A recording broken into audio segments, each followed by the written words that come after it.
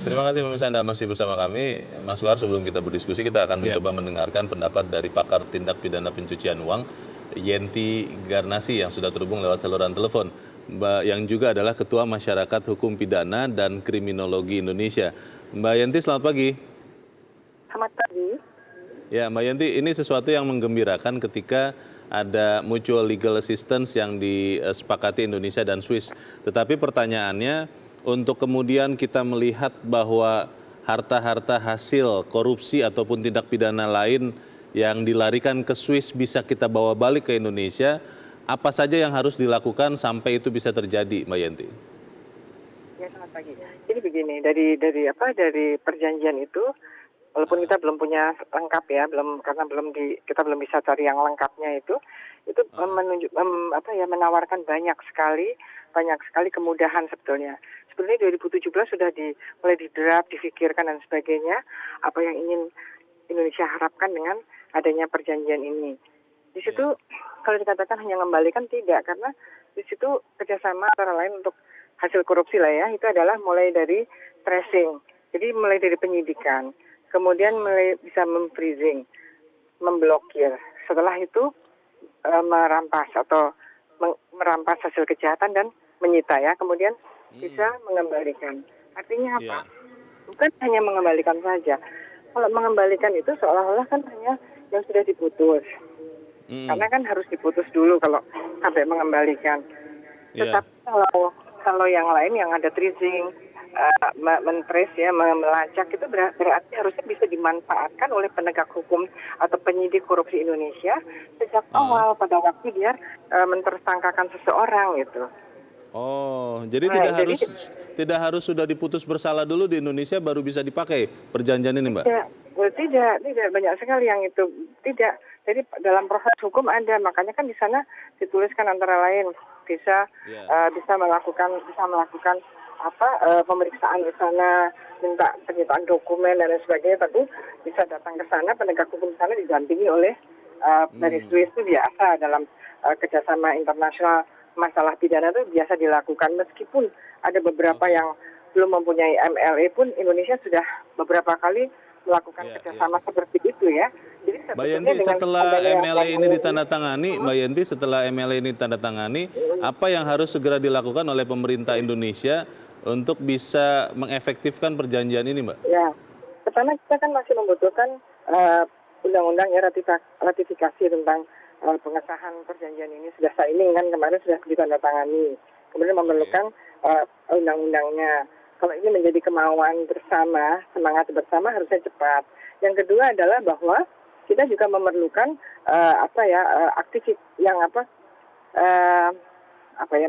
memerlukan satu semangat dari para penegak hukum, dan dia harus memahami betul isi perjanjian ini supaya tidak percuma gitu ya. Dan kemudian mempersiapkan profesionalitas mereka, serta bagaimana memikirkan bahwa kita kan central authority kita kan di Kementerian Hukum, sementara beberapa negara kebanyakan adalah di Jaksa Agung itu, karena Jaksa Agung kan penegak hukum, kita kan bukan penegak hukum. Jadi ini harus dipikirkan bagaimana caranya cepat, karena kita bukan di Jaksa Agung sebagai central authority. Ini yang harus dipikirkan, karena kan kita berkejaran dengan uang hasil kejahatan, dengan orang-orang yang mempunyai kiat atau modus cepat sekali memindahkan uang-uang hasil kejahatan yang di luar negeri, yang orang-orang Indonesia ya maksudnya, yang di Swiss.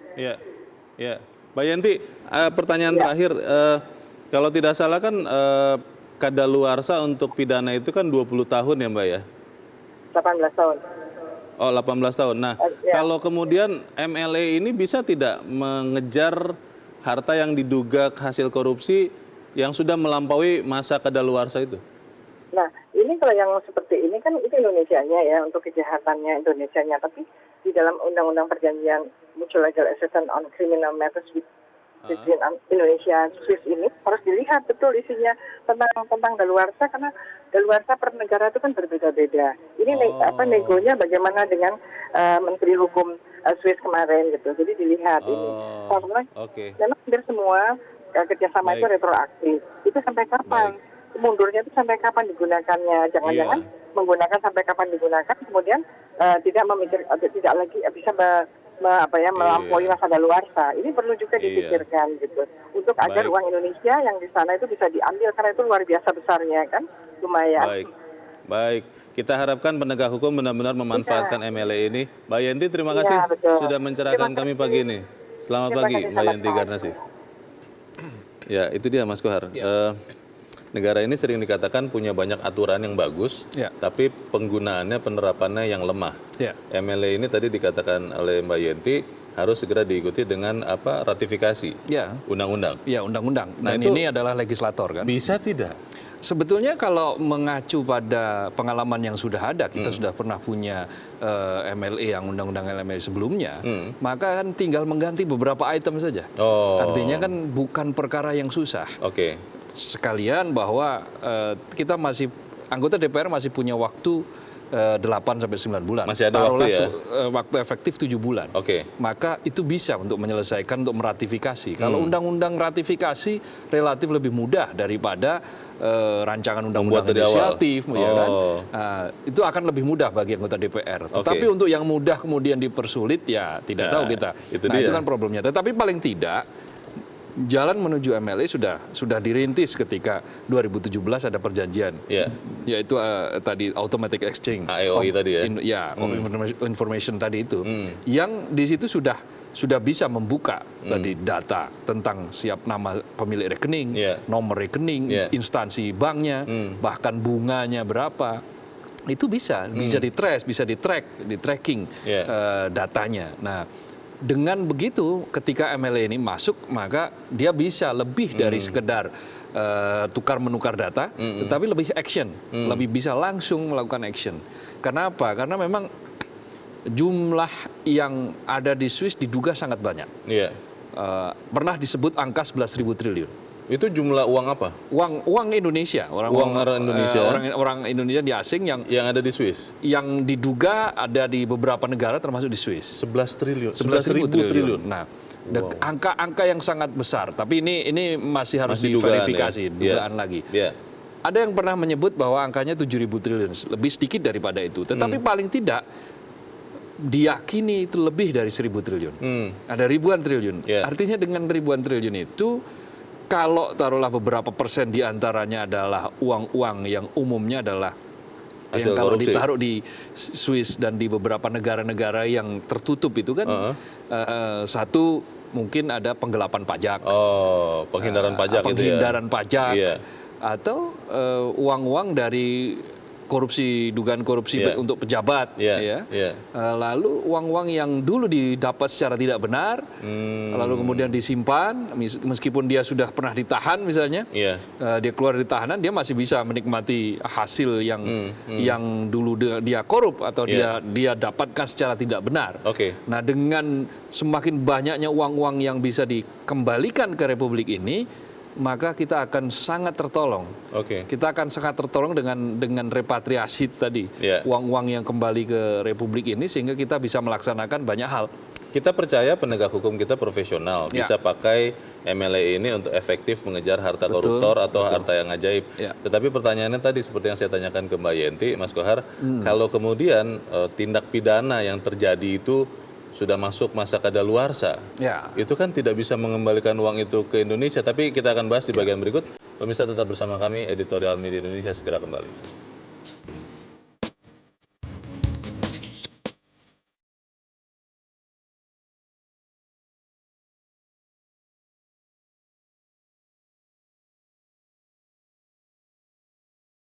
Terima kasih pemirsa, Anda masih bersama kami. Mas Kohar, sebelum dijawab bagaimana soal kadaluarsa itu, kita akan coba mendengarkan pendapat pemirsa Metro TV di Jakarta. Ada Pak Nugroho. Pak Nugroho, selamat pagi Pak. Halo Pak Nugroho. Pak Nugroho kelihatannya, halo Pak Nugroho. Kelihatannya terputus. Oke, Ya. Mas Kohar, sebelum menunggu pemirsa, Ya.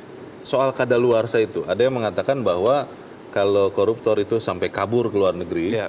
itu sambil menunggu masa kadaluarsa, Ya. sampai nanti dia bisa kembali lagi. Nah, kalau itu terjadi, kan harta-harta hasil korupsinya juga tidak bisa disita lagi.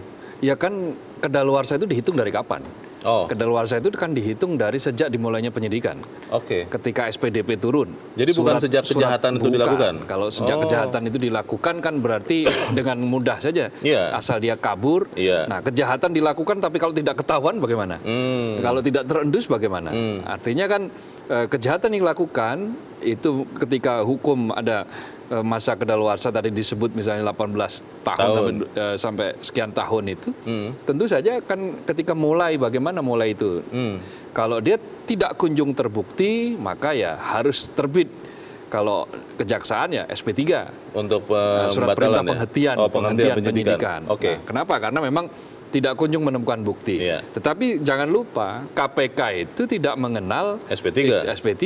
Oh. Karena itulah kasus itu bisa diselidik ulang, bisa Iya. disidik ulang. Iya. Nah, ketika itu dimulai dari saat ini kan berarti kedaluarsanya masih sangat panjang. Oke, baik. Berarti tidak ada masalah soal itu. Kita akan coba Ya. mendengarkan lagi pemirsa Metro TV. Kita coba lagi tersambung dengan Pak Nugroho di Jakarta.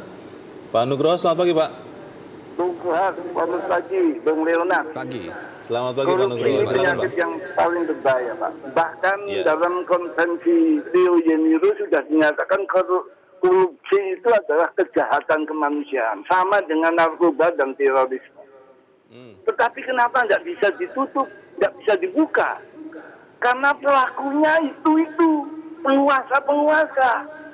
Tapi bagaimanapun ini sudah terjadi dalam era globalisasi dengan teori HAM, demokrasi dan keterbukaan. Semua sudah menyetujui korupsi harus diberantas. Termasuk di dalamnya lahirlah MLA ini di mana Swiss, salah satu negara surga pajak itu, membuka diri. Nah, ini adalah keuntungan besar untuk Indonesia. Iya. Cuma masalahnya ada prosedur hukum yang harus ditaati, ada prosedur hukum harus dilalui, dan ini butuh perjuangan.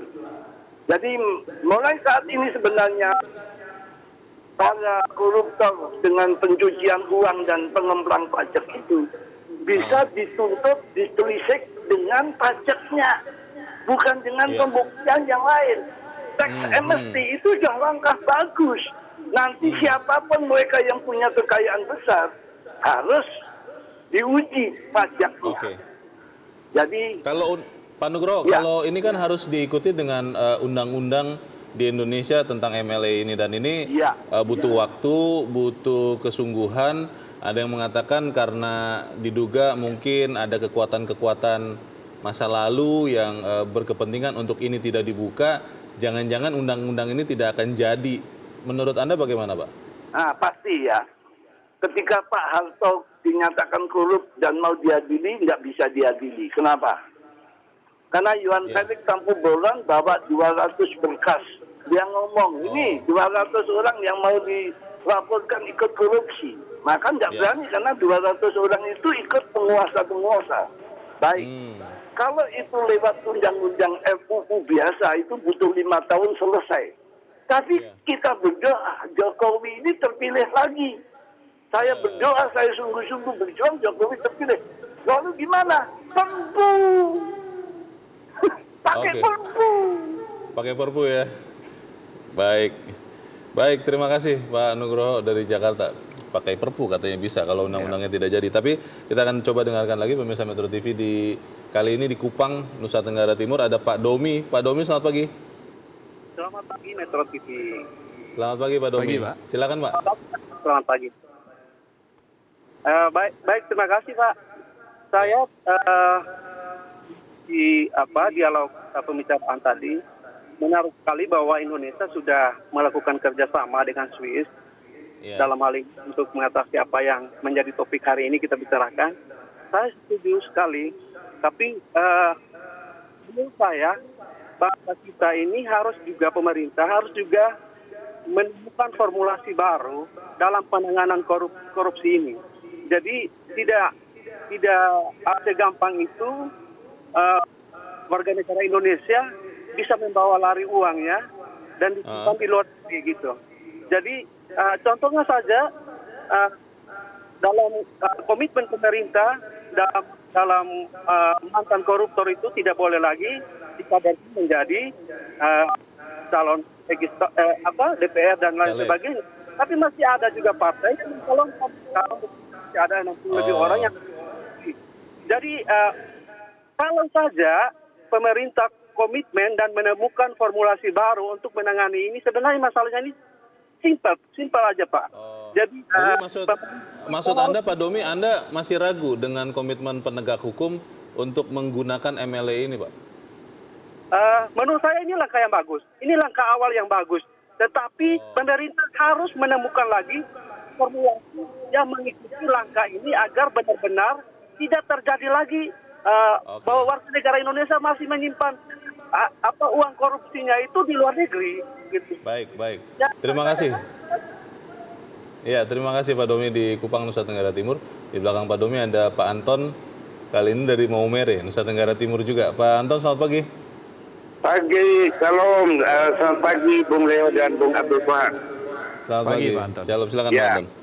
Jadi begini, topik ini sangat menarik. Kemarin kita bicara pertambangan, saya lupa satu poin bahwa saya yakin ada 3 hal penting Republik ini kalau kita serius, ya. Kita bisa bayar utang-utang luar negeri dan kita tidak berutang berlebih-lebihan.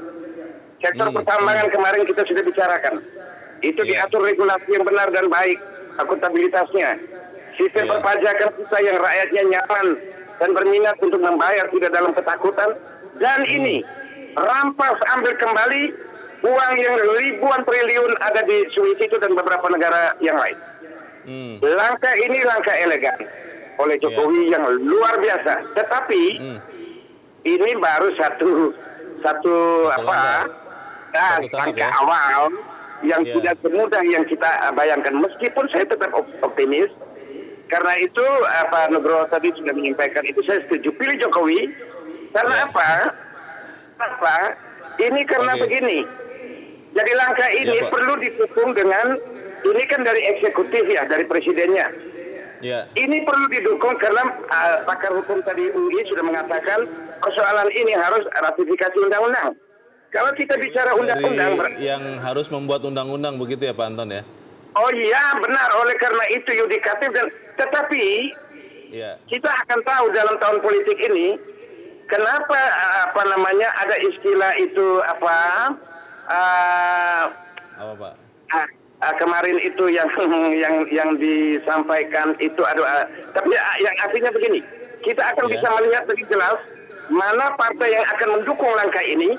Ketika mereka tidak mendukung itu jelas sekali bahwa mereka bukan negarawan yang bagaimana komitmen mereka untuk ini langkah yang benar untuk kemakmuran rakyat Indonesia.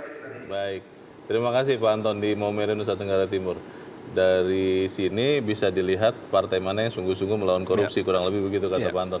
Kita akan coba mendengarkan lagi Pak Robi di Palu, Sulawesi Tengah. Pak Robi, selamat pagi Pak. Selamat pagi. Saya langsung Pak, pemerintah harus mengejar harta jarahan itu kewajiban yang konon kabarnya itu belasan ribu triliun. Ini saya anggap bentuk keberanian dari Pak Jokowi. Sebagai contoh sudah membubarkan Petral, sudah 51% milik Indonesia dari saham Freeport, kemudian juga Blok Rokan, Mahakam. Ini sangat penting. Makanya saya juga sering memperhatikan bahwa ada kelompok-kelompok tertentu yang sakit gigi, lalu mengembangkan isu-isu negatif, fitnah-fitnah, dan lain sebagainya. Yang kedua, dengan adanya uang masuk ke kas negara itu yang jumlahnya sangat fantastis, dolar itu saya yakin bisa turun secara drastis, mungkin bisa 5.000 atau di bawah lagi. Dan sangat menguntungkan Indonesia, bisa membantu APBN dalam kita membangun negara sehingga menjadi negara maju dan pasti tidak punah. Oleh karena itu sudah semakin jelas siapa yang harus kita pilih di 2019 tanggal 17 April. Saya sudah yakin 01 is the best. Terima kasih. Terima kasih Pak Robi di Palu, Sulawesi Tengah. Selamat pagi Pak. Ada yang yakin bahwa setelah MLE akan segera ditindaklanjuti, tapi juga ada keraguan soal komitmennya. Ini bagaimana Mas Kuar? Ya, rekam jejak akan menentukan itu. Rekam jejak siapa yang menangani itu. Kita saksikan dulu ketika Pak Jokowi bilang bahwa idenya membangun infrastruktur sekian ribu kilometer, orang bilang mustahil kan dalam waktu yang sangat singkat. Tetapi hari ini kita saksikan ada pertambahan 1.000 kilometer lebih jalan tol misalnya. Artinya rekam jejak, komitmen antara apa yang diucapkan dengan apa yang dilaksanakan itu tidak jauh berbeda. Ada autentifikasi di situ, ada pemimpin yang otentik. Itu lebih penting. Nah, pemimpin yang otentik yang mendirect perjanjian ini untuk menuju implementasi itu akan ketahuan. Nah, dari situ kita percaya pada rekam jejak, kita percaya kepada apa yang sudah pernah dilakukan dalam beberapa hal lain, apakah itu terkait dengan pembangunan ataupun implementasi atas beberapa hal-hal lain yang terkait dengan janji-janji itu. Terkait dengan MLE ini, undang-undang yang harus diratifikasi itu apakah memang hanya kewenangan eksekutif pemerintah saja, atau memang DPR harus dimintai juga persetujuan? Enggak dong, DPR dong. Oh, itu DPR? Harus kan DPR sebagai legislatif, sebagai legislator, mereka pembuat undang-undang. Salah satu produk undang-undang adalah undang-undang yang meratifikasi itu. Nah itu dia, kalau kemudian komitmennya itu dari DPR, karena mungkin sekarang sedang fokus untuk pemilu berikutnya, akhirnya jadi terabaikan, atau memang sengaja membuat ini terabaikan, kan jadi repot. Kita akan bahas di bagian berikut, Mas Gawar dan pemirsa tetap bersama kami, Editorial Media Indonesia segera kembali.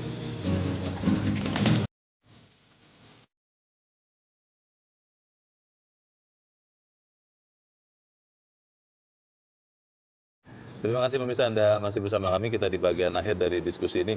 Mas Gawar memastikan bahwa undang-undang ratifikasi MLE ini bisa segera ada, itu bagaimana? Ya kan sementara ini kan partai-partai politik yang berada satu barisan dengan pemerintah kan banyak.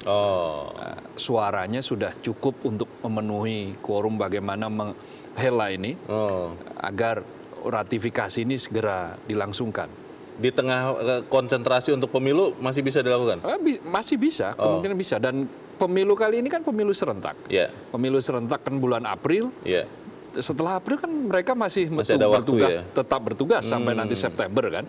Paling tidak waktu yang tersisa harus digunakan sebaik-baiknya untuk menyelesaikan undang-undang yang memang belum selesai dan sudah menjadi program legislasi nasional atau menjadi undang-undang prioritas. Nah, salah satu yang mestinya menjadi prioritas adalah MLE ini. Ratifikasi atas undang-undang MLE ini dengan Swiss. Nah, setelah itu tugas dari pemerintah adalah melanjutkan MLE dengan Singapura. Karena uang yang ada di Singapura juga tidak kalah. Itu pertanyaan berikutnya tuh. Sudah banyak yang bertanya itu. Karena apa? Repatriasi sudah kita usahakan berkali-kali masih belum selesai. Lalu kemudian MLE kalau bisa dilakukan itu, maka akan bagus. Ini sebenarnya semua ini ada motif politisnya tidak sih? Nah, tadi Leo bertanya soal motif politis. Apapun motifnya, asal dia bisa mendatangkan uang kepada Republik ini, maka itu sah-sah saja. Karena itu juga uang curian ya. Betul, karena apapun tindakan yang dilakukan itu tidak lepas dari politik. Politik internasional, bisnis politik dan seterusnya itu tidak bisa lepas dari itu. Makanya tindakan-tindakan politik, asal dia digunakan untuk kemakmuran rakyat, dia gunakan untuk kesejahteraan, dia gunakan untuk membangun Republik ini supaya menjadi negara yang sangat besar, maka itu sah-sah saja dan itu harus dilakukan malah. Bagaimana memastikan atau memantau atau mengawalnya supaya ini benar-benar MLE berguna seperti judul editorial, kejar koruptor itu? Ya, tentu saja kan penegak hukum itu kan berada dalam satu direction dengan Presiden. Kejaksaan Agung kan ada di bawah Presiden. Maka Presiden bisa instruksikan kepolisian, bisa instruksikan Kejaksaan Agung untuk bekerja sama dengan pihak-pihak internasional. Polisi bisa bekerja sama dengan Interpol, ya Kejaksaan Agung bisa bekerja sama juga dengan pihak-pihak kejaksaan yang ada di Swiss misalnya, untuk segera. Ini kan kita bekerja dengan waktu. 2017 sudah diawali dengan automatic exchange of information, tukar menukar data. Lalu awal 2019 dilanjutkan dengan MLE.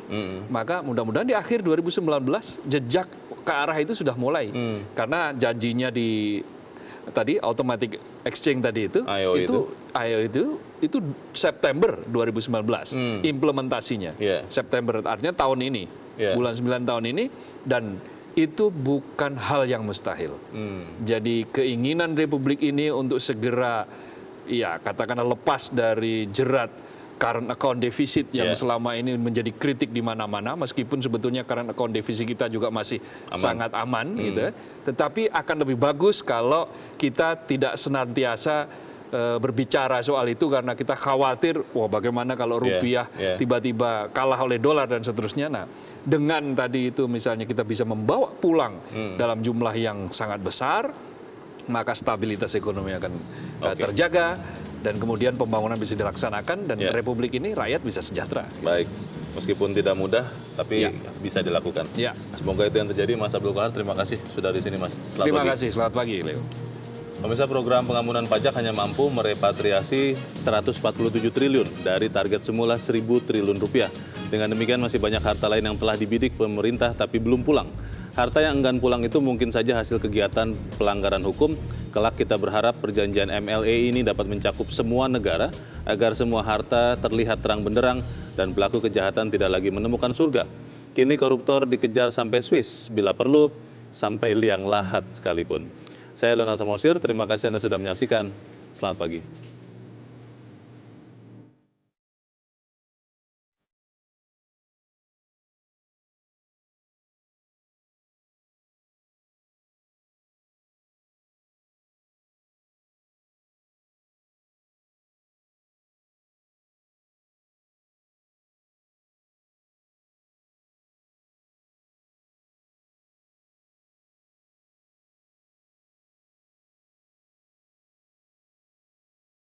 Metro TV, knowledge to elevate.